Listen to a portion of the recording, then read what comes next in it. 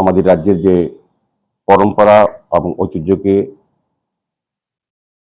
সামনে রেখে বা সেটাকে ধরে রাখার যে প্রয়াস, কেয়ার পূজা উপলক্ষে বিভিন্ন বিধি নিয়মাবলী আমরা ছোট থাকতে জানি।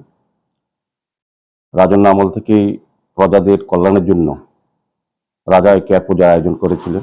মূলত পরবর্তী সময় সার্বিক জনগণের কল্যাণে বিভিন্ন জায়গায় রাজবাড়ি সহ আগে কেয়ারচৌমুড়িতে কেয়ার পূজা অনুষ্ঠিত হতো এবং রাজ্যের বিভিন্ন প্রান্তে বিশেষ করে জনজাতি অংশের মানুষরা এই কেয়ার পূজা করেন। তাদের ধারণা এবং বিশ্বাস, এবং আমরাও জানি যে অশুভ শক্তির বিরুদ্ধে এবং শুভ শক্তির আগমনের উদ্দেশ্যে এই কেয়ার পূজা অনুষ্ঠিত হতো।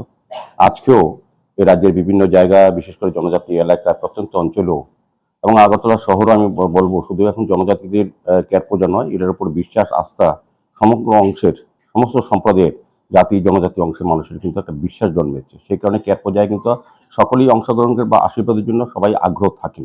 তো আজকেও কসমোটন ক্লাব তার সারা বছর হয়েছে সামাজিক কর্তব্য, সামাজিক দায়িত্ব হিসেবে বিভিন্ন কর্মসূচির মাধ্যমেও পরেও আমাদের রাজ্যের যে ঐতিহ্য এবং পরম্পরাকে ধরে রাখার জন্য বা বর্তমান এবং আগামী প্রজন্মের কাছে তুলে ধরার জন্য কেয়ার পূজার গুরুত্ব, তার মাহাত্ম্য এবং তার প্রতি মানুষের আস্থা এবং শ্রদ্ধা যে কতটা ছিল। আনন্দ আর ভালোবাসার দীপ্তিতে গড়া সমুজ্জ্বল পরমা, ঠিক তোমারই মতো। শ্যাম সুন্দর কোম্পানি জুয়েলার্স, আগরতলা, উদয়পুর, ধর্মনগর, কলকাতা।